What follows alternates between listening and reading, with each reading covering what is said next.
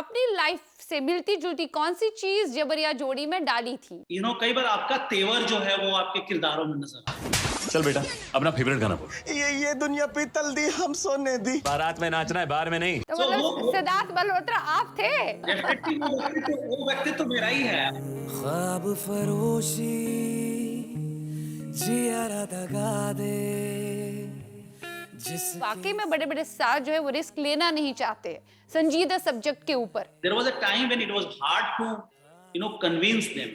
Literally वो ढूंढ रहे हैं अच्छी कहानियां, ओके अच्छे किरदार, अच्छा स्क्रिप्ट ढूंढ रहे हैं वो। ये बदलाव आया है। बॉलीवुड में सरवाइव करने के लिए आपको किन किन चीजों की और जरूरत और आवश्यकता होती है? पैशन तो एक ऐसी चीज है जिसका कोई विकल्प नहीं है। दूसरी बात की कंसिस्टेंसी।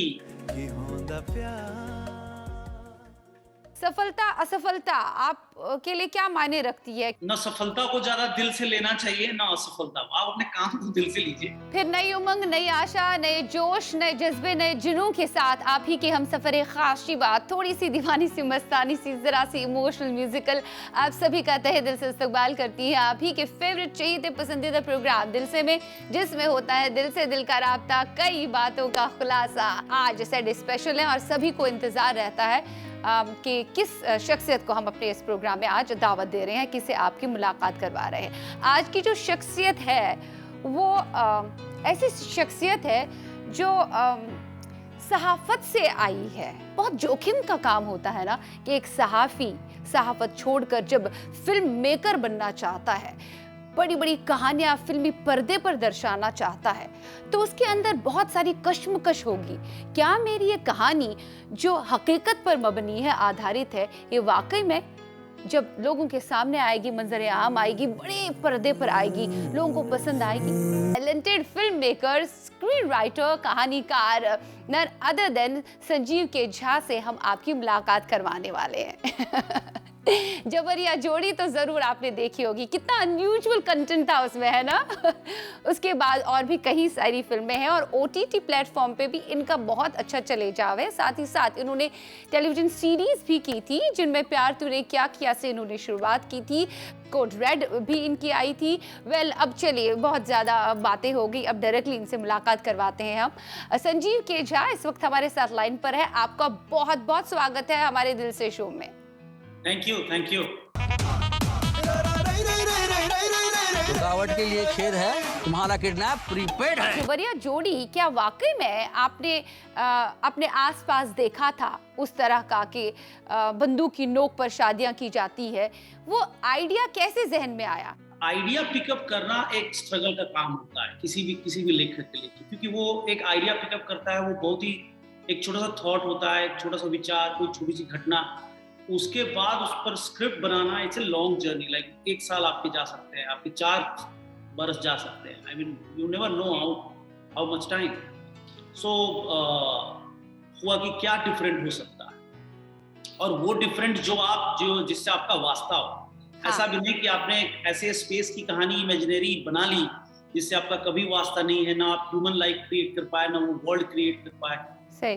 सो मैंने कहा कि अगर शुरू करना है मुझे उस दुनिया को बनाने से शुरू करना पड़ेगा जिस दुनिया को मैंने देखा है। And that's how I started with Jabariya. हाँ, लेकिन आपने क्या देखा था? क्या बचपन से ही आपने देखा था वो यूपी बिहार में जो चीजें हो रही थी आपके आसपास, जो घट रहा था, बंदूक की नोक पर जबरदस्ती शादियां करवाना, किडनैपिंग करके शादियां करवाना? क्योंकि फिल्म का टाइटल भी जबरिया जोड़ी ही आपने रखा है, तो ये टाइटल भी मेरे हिसाब से आपने रखा होगा कि मिलजुल के ये आइडिया आया।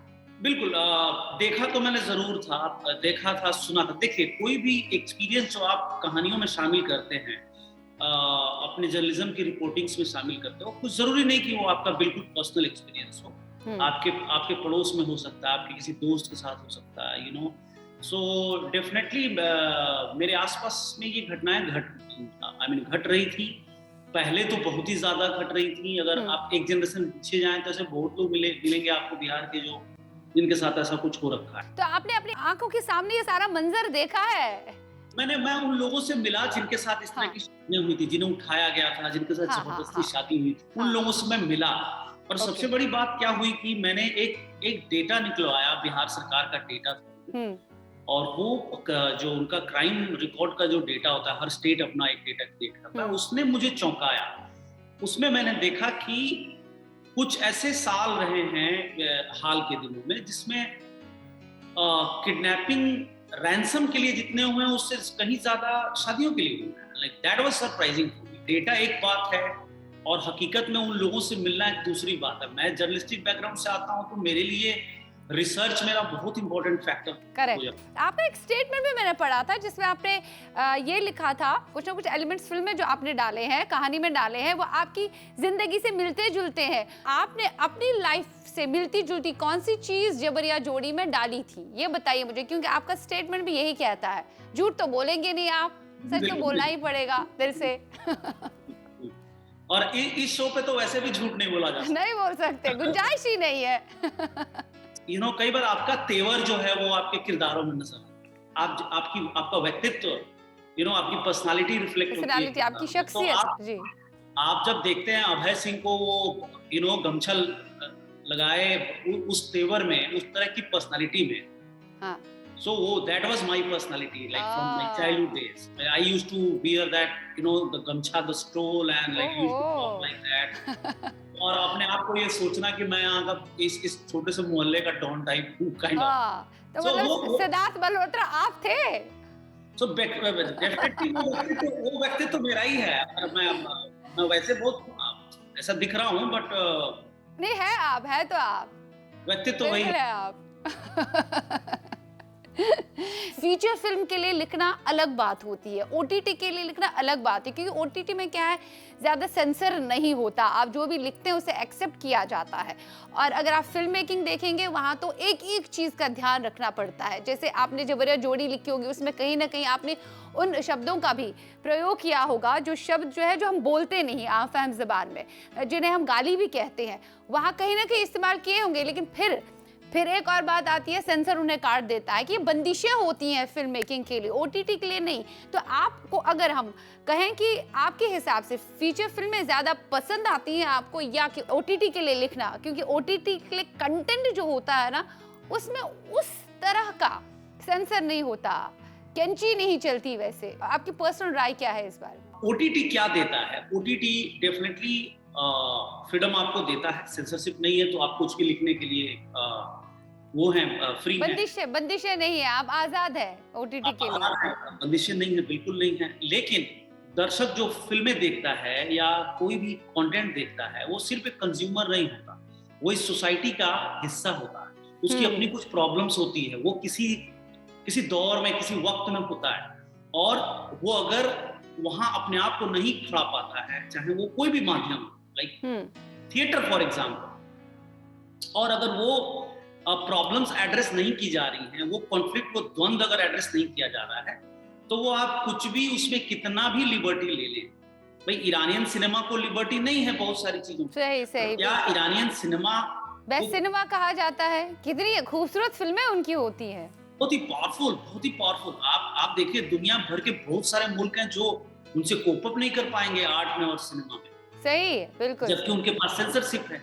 क्या फिल्म मेकर्स नहीं हुए वहां पे? हाँ, बिल्कुल सही कहा आपने। अगर आपका कंटेंट अच्छा नहीं है तो आप ओटीटी पे भी अच्छा काम नहीं कर पाएंगे, लोग आपको धुतकारेंगे ही। चल बेटा, अपना फेवरेट गाना बोल। ये दुनिया पीतल दी हम सोने दी। बारात में नाचना है, बार में नहीं। संजीव केचा जी, हमारी ये गुफ्तगू जो है वो बिल्कुल जारी रहेगी आपके लेखन के ऊपर, और आगे हम बात करेंगे कि कंटेंट की जिस शिद्दत से ज़रूरत है हमारी इंडस्ट्री को, क्या वाकई में प्रोड्यूसर्स भी और फिल्म मेकर्स भी यही चाहते हैं कि भाई अच्छा कंटेंट आना चाहिए, या फिर उन्हें जमता है कि भाई रीमेक्स ही चलते रहे तो बेहतर है क्योंकि उसमें मेहनत थोड़ी कम है। इन्हीं बातों पर हम आगे भी बात करेंगे संजीव केचा, लेकिन इस वक्त हम मिलेंगे एक छोटा सा ब्रेक। आप हमारे साथ बने रहिए, हम मिलेंगे right after the short break. Stay tuned.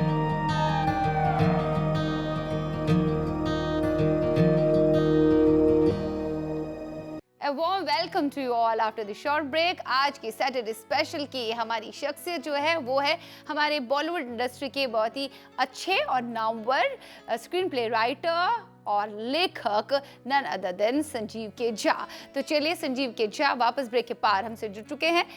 जानते हैं इनसे कुछ और बातें लेखन के ऊपर, कहानी के ऊपर, आजकल जो बॉलीवुड में चल रहा कंटेंट उसके ऊपर। आजकल फिल्म इंडस्ट्री में क्या हो रहा है कि बड़े बड़े फिल्म स्टार्स भी जो है ना वो रिस्क नहीं लेना चाहते हैं। चाहे आप बड़े स्टार के पास जाएंगे, उसे कहेंगे कि मेरे पास स्क्रिप्ट बहुत अच्छी है, कहानी बहुत अच्छी है, सो मैं आपको सुनाना चाहता हूँ, तो वो पहले ही आपको कहेगा किस तरह की कहानी है। अगर आप कहेंगे कि नहीं भाई एक गांव की कहानी है, या एक इशू पे, एक मुद्दे पे कहानी है, या किसी एथलीट पे कहानी है जो बहुत कम लोगों को पता है, उसने बहुत अच्छे कारनामे अंजाम दिए हैं, हालांकि ये फिल्में बीच बीच में आई और चली भी, लेकिन बावजूद उसके वो उसको रिस्क फैक्टर लगेगा, उसको लगेगा कि यार मैं रिस्क ले रहा हूँ, पता नहीं चलेगी कि नहीं चलेगी।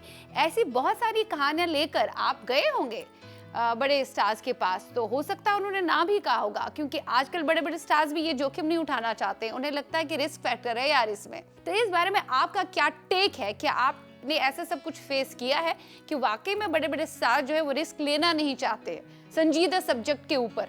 ये थोड़ा पहले अगर जाएं, 10 साल पहले, 15 साल पहले, तो जो आप ये कह सकते हैं कि रिस्क फैक्टर के बारे में सोचते होंगे, ये करना है ये नहीं करना है के बारे में सोचते होंगे। अभी थोड़ा सा वो शिफ्ट हुआ है।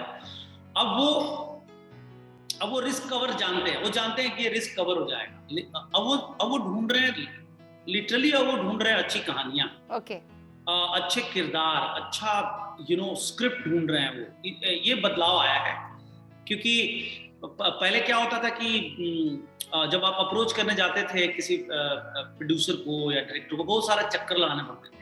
अभी आप देखिए बिल्कुल ही उल्टा है। अभी चक्कर लगाने वाली बात नहीं, अभी लोग आपको पूछते हैं कि यार कुछ मेरे लिए दो। जिनके पास कंटेंट है, जो अच्छा लिखना चाहते हैं, उनके पीछे प्रोड्यूसर्स पढ़ते रहते हैं, यार कुछ नया दो, बहुत बोर हो गए अब हम रीमेक्स कर करके। मतलब अच्छे राइटर्स की तलाश अभी शुरू हो गई है, आपके कहने का मतलब है, जो कि पॉजिटिव साइन है। डेफिनेटली। हम लोग जब जबरिया जोड़ी के प्रोसेस में थे, और वहां जो मैं बातें सुनता था ऑफिस में, तो वो लोग यही बातें कर रहे थे कि I mean, for a good writer, they are willing to pay any amount, like any respect, any time. I mean, वो totally, encouraging था मेरे जैसे। क्योंकि मैं शुरुआत में मैंने ये देख रहा था कि मीटिंग्स नहीं मिल पाती हैं। There was a time when I tried to start with biopic, but it didn't happen. तो वो मुझे डराता था। तब आपको डिस्करेजमेंट मिलती थी? बिल्कुल मिलती थी। मेरे हिसाब से सुपर 30 जो बनी थी, उसके बारे में आपने बहुत पहले सोचा था। हाँ, ऐसी बहुत सारी कहानियां थी जिसके बारे में मैंने सोचा था, और मुझे लगता था कि ये कहानियां बननी चाहिए।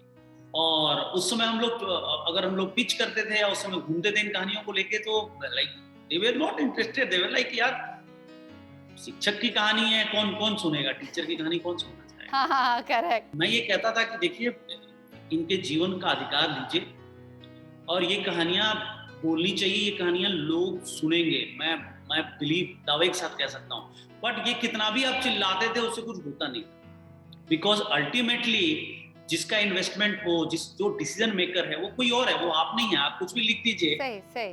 अगर उस पर डिसीजन नहीं बना, अगर उस पर बहुत लोगों की सहमति नहीं बनी, तो फिल्म कभी बन नहीं सकती। तो it was like there was a time when it was hard to convince them, but now it is nothing like that. तो अभी आपके लिए अच्छा फेज आया है, आप जैसे राइटर्स के लिए अच्छा फेज आया है, जो हमेशा से सोचते थे कि भाई अच्छी कहानियों को सामने लाना चाहिए। भाई हमारे भारत में खुद आसपास हम नजर दौड़ाएंगे, बहुत बेहतरीन कहानियां हैं, और हमारे यहाँ आसपास ही है, जिनको हमें उठा के उन किरदारों को एक शक्ल देके पर्दे पर लाना है। वही हम नहीं करेंगे तो कैसे चलेगा? हमारा सिनेमा जो है वो बहुत पीछे जाएगा अगर हम ऐसा करेंगे। राइटर्स को एक अच्छा स्थान, एक अच्छा मकाम देना बहुत बड़ी बात होती है, क्योंकि मेन काम एक राइटर का होता है। जब तक ना वो किरदारों को कागज पे उतारेगा, जब तक ना वो किरदार फिर शक्ल लेकर पर्दे पर आएंगे, तब तक कैसे लोग उन तक पहुंच पाएंगे? ये बहुत अच्छा साइन है आजकल। लेकिन डिस्करेजमेंट की बात हुई थी, जैसे आपने जिक्र किया कि जब शुरुआत में आप आए, बहुत स्ट्रगल करना पड़ा, अच्छी कहानियां थी, सबके पास जाता था, लोग धुतकारते थे, नकारते थे, क्या कर रहे हो यार, क्या बना रहे हो। तो तब कहीं ना कहीं आप किसी पॉइंट पे आपने ये सोचा, यार भी ये एक्सेप्टेंस तो नहीं है इंडस्ट्री में, अब मुझे छोड़ देना चाहिए। ये पॉइंट आया आपकी लाइफ में? उसके बाद आपकी लाइफ में किसने फिर थोड़ा एनकरेजमेंट आपको दिया, किसने आपको मनोबल बढ़ाया, आपको ये कहा कि नहीं भाई, क्या खुद आपके ज़मीर ने कहा कि भाई कहने दो लोगों को जो कहना है, मुझे तो अपने रास्ते निकलना है और जिस रास्ते पे मैं निकल पड़ा हूँ, भले इसमें अभी नाकामियाँ हैं, मुश्किलात हैं, लेकिन अंत तो इसका अच्छा ही है, अंजाम तो अच्छा ही है। तो क्या किस तरह के विचार आते थे आपके जहन में? देखिए, उस मामले में तो मैं बहुत जिद्दी किस्म का इंसान हूँ, तो हाँ। मैं सुनता हूँ बस सुनने के लिए। एक्चुअली मैं सुन नहीं रहा हूँ। होता ये है कि एक सर्टेन टाइम के लिए आप मुझे डिस्करेज कर सकते हैं, हमेशा हमेशा के लिए नहीं। मैं वापस फिर वहीं आता हूँ ऑलवेज। लाइक आप मुझे एक मेरी कहानी से रिजेक्ट कर दें, मुझे पता है कि इस कहानी पर फिर मैं आऊँगा दोबारा, वो मेरा काम चलता रहता है। तो शुरुआत में जो भी डिस्करेजिंग सिचुएशंस आए होंगे, उसने इतना डिस्करेज तो नहीं किया कि मैं ये सोच लूं कि यहाँ से अपना झोला उठा लेते हैं। लेकिन हाँ, उसने जरूर ये कहा, उसने मुझे ये रियलाइज कराया इस तरह की सिचुएशन में कि आई मीन वक्त लगेगा, काफी लंबा समय लगेगा, and I don't know how much time to take, but definitely Jabariya Jodi के साथ भी हुआ। बहुत लोगों ने कहा कि ये तो एक फिल्म है जो किसी ने पकड़ो हुआ शादी में बना रखी है। जब हम इंडस्ट्री में थे, जब इसको पिच कर रहे थे, तो कई बड़ी प्रोडक्शन कंपनी में सेम कॉन्सेप्ट पर कोई आदमी काम कर रहा था। हाँ। तो बहुत लोग थे जो कहते थे कि मत कर ये सब, कोई बनाएगा नहीं इसको, कोई बड़ा एक्टर नहीं आएगा, ये सब बहुत लोग थे जो कह रहे थे। बट मैं एक समय के बाद सुनना मैंने बंद कर दिया। मुझे लगा कि नहीं, अपनी सुनो, अपने खुद की सुनो। अगर आप एक स्टोरी टेलर हैं, अगर आप एक सच्चे लेखक और मेकर हैं, क्रिएटर हैं, तो आप सबसे पहले अपनी सुनिए।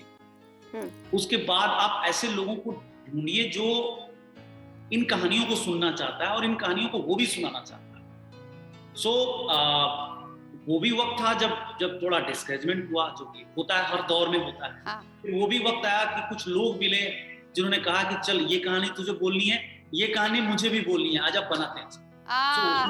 ऐसे ऐसे कारवां बन जाता है। मतलब लाइक माइंडेड पीपल आपको मिल गए, और आप चूंकि सहाफी थे, बुनियाद आपकी बहुत मजबूत थी, इसीलिए आपने हिम्मत नहीं हारी। आपने कहा नहीं, एक ना एक वक्त आएगा जब जो मैं कंटेंट बनाने की सोच रहा हूँ या प्रेजेंट करने की सोच रहा हूँ, वो लोग पसंद करने लगेंगे। जैसे आपने खुद ही अपनी बातों में कहा, हिम्मत नहीं हारना है। तो बॉलीवुड में सरवाइव करने के लिए आपको किन किन चीजों की और जरूरत और आवश्यकता होती है, ये आप कहिए। बहुत चीजों की। सबसे बड़ी बात तो ये है कि वो पैशन तो एक ऐसी चीज है जिसका कोई विकल्प नहीं है ना, जिसका कोई सब्स्टिट्यूट नहीं है, वो तो आपके पास होना ही चाहिए। दूसरी बात की जो होता है ना कि consistency to like for trying to achieve something, like लगातार आप कोशिश जब करते हैं किसी चीज के लिए, तो मेरे ख्याल से वो आपको मिलता है। बट यहाँ का सबसे इम्पोर्टेंट जो चैलेंजिंग पार्ट है, जो कोई भी जो दूसरे शहरों से आता है, जो यहाँ का नहीं है, वो ये शहर बहुत खर्चीला है। पहली बात, मतलब यूएस से जो लोग, मेरे जो दोस्त आते हैं, वो कहते हैं यार बहुत महंगा शहर है, सो यहाँ का चैलेंज जो है वो सर्वाइवल चैलेंज है। और खासकर आप आई मीन नए राइटर्स के लिए सर्वाइव करना बहुत मुश्किल है। मैंने दो तरह के फॉर्मेट क्रिएट किए अपने लाइफ, चॉइस और डेस्टिनी। डेस्टिनी सबसे पहले आती है, तकदीर जो है ना, वो सबसे पहले आपको कुछ ऑफर करता है, उसके बाद आती है चॉइस। तो एक समय आता है जब आप ना चॉइस लेते हैं कि ओके, मैं ये करूंगा, ये नहीं करूंगा, that is your choice, you make it. लेकिन शुरुआत में क्या होता है कि आपको जो मिले उसको शिद्दत से करवा। मुझे बिफोर इवन जबरिया जोड़ी, मुझे प्यार तूने क्या मिला, मुझे बिल्कुल विकास गुप्ता जैसे प्रोड्यूसर मिले जो टेलीविजन में बहुत अच्छा काम कर रहे थे, और वो अलग अलग कहानियां बनाने में यकीन करते थे। कोडेड उन्हीं की प्रोडक्शन कंपनी की थी, प्यार तूने क्या उन्हीं का था। तो वो जो था, उसमें न सिर्फ मेरी प्रैक्टिस हुई, बल्कि उसने आपको यहाँ पे एज ए राइटर, आप जब अपना क्रेडिट देखते हैं, वो पहला क्रेडिट काम था मेरा, जब आप क्रेडिट देखते हैं अपना छोटे पर्दे पे, तो आपको उससे इंकरेजमेंट मिलता है, एनकरेजमेंट मिल जाता है। दर दर फिर आके यार नजर किथों आवे कि समझ ना आवे कि होंदा प्यार। क्या आपने कुछ और जॉब्स भी बीच में किए? यहाँ तक भी मैंने सोचा, कभी आपने सोचा था कि नहीं, अब सर्वाइवल के लिए तो मुझे असिस्टेंट एडी का जॉब ही करना चाहिए कहीं पे? ये भी आपने किया बीच में? Not for survival, but I mean, मैं डे वन से मुझे लिखने का पैसा लोग देते रहे हमें फ्रॉम डे वन, तो वो इशू नहीं था मेरे पास। लेकिन मैं खाली बैठने वाला आदमी नहीं था, तो मुझे लगा कि व्हाई नॉट, आई मीन इस समय अगर मैं कोई फिल्म अपनी कहीं माउंट नहीं करा पा रहा हूँ, कहीं सेट नहीं करा रहा हूँ, थोड़े दिन मैं चलो एडी का काम कर लेते काम हैं। करते हैं। और सिनेमा के किसी भी हिस्से में जुड़ना आपके लिए वैल्यूएबल होता है, आपके लिए इम्पोर्टेंट होता है, बेनिफिट ही होता है आपके लिए। देता सही सही, है। Some time I try. Correct. सफलता असफलता आप के लिए क्या मायने रखती है? क्या अगर कोई चीज आपकी शिद्दत के बावजूद भी असफल होती है तो आप उसे दिल पे ले लेते हैं, या फिर इट्स ओके आप छोड़ देते हैं, चलो आगे जाके कोई ना कोई दूसरी कामयाबी तो जरूर मिलेगी? देखिए, न सफलता को ज्यादा दिल से लेना चाहिए, ना असफलता। आप अपने काम को दिल से लीजिए, मेरे लिए मेरा ये फॉर्मूला है। सफलता से आप इतराइए नहीं, असफलता से आप दुखी ना हो, आप डिस्करेज ना हो। ये एक चीज है जो मैं लेके चलता हूँ। इट्स ओके, कोई चीज चली नहीं चली, that's fine, like keep moving, like make stories, like keep trying. ये एक फॉर्मूला लेके चलता हूँ। दूसरा, जो आने वाले प्रोजेक्ट्स हैं वो definitely out of the box हैं, अलग हैं, और वो सारी चीजें जो मैं करना चाहता था शायद लोग अब उसके लिए रेडी हैं। मुझे किसी को बहुत समझाने और तर्क देने की जरूरत नहीं है। मैं एक बेसिक चीजों पे बात करता हूँ और मुझे कोई एक प्रोड्यूसर होता है जो कहता है कि ओके ग्रेट, ये इस कहानी को बनाओ। Very good. और ऑब्जर्वेंट है आप, अपने आसपास जो भी घट रहा है उस पर आप नजर दौड़ाए रखते हैं, और जाते जाते अगर आप कुछ और कहना चाहते हैं तो यू आर मोस्ट वेलकम। मैं इतना ही कहूंगा कि जो लोग आपका शो ये देख रहे हैं, बहुत सारे लोग देखते हैं, और खासकर जो सिनेमा के लोग हैं, वो उनसे मैं इतना ही कहूंगा कि डिस्करेज होने की जरूरत नहीं है, बिल्कुल नहीं। अच्छी कहानियां बनाइए, कहानियों को बनाने का जो व्याकरण है, जो ग्रामर है, जो क्राफ्ट है, उसको पढ़िए, और वही आपको सफलता दिला सकती है, nothing else. Thanks a lot, बहुत बहुत शुक्रिया इतना टाइम देने के लिए, और उम्मीद करती हूँ कामयाबी आपके कदम हमेशा चूमती रहे। धन्यवाद, दिल से मैं जुड़ने के लिए शुक्रिया। संजीव के झा से हमारी मुलाकात मुझे लगता है आपको बेहद पसंद आ गई होगी, और आपके अंदर भी अगर राइटिंग का कीड़ा है और आप भी चाहते हैं कि बॉलीवुड में आपको अपना नाम कमाना है, तो उसके लिए पैशन की तो बहुत ज़रूरत है। साथ ही साथ आपको दृढ़ निश्चय ये करना है कि भाई आपको अपने हौसले को पस्त नहीं होने देना है। कोई भी काम हम जिंदगी में करें, उसमें सिर्फ एक बुनियादी चीज़ ये होती है कि आपको अपने हौसले को पस्त नहीं करना है, हमेशा मस्त रखना है। मस्त रहकर खुशी खुशी अपने काम को अंजाम दीजिए।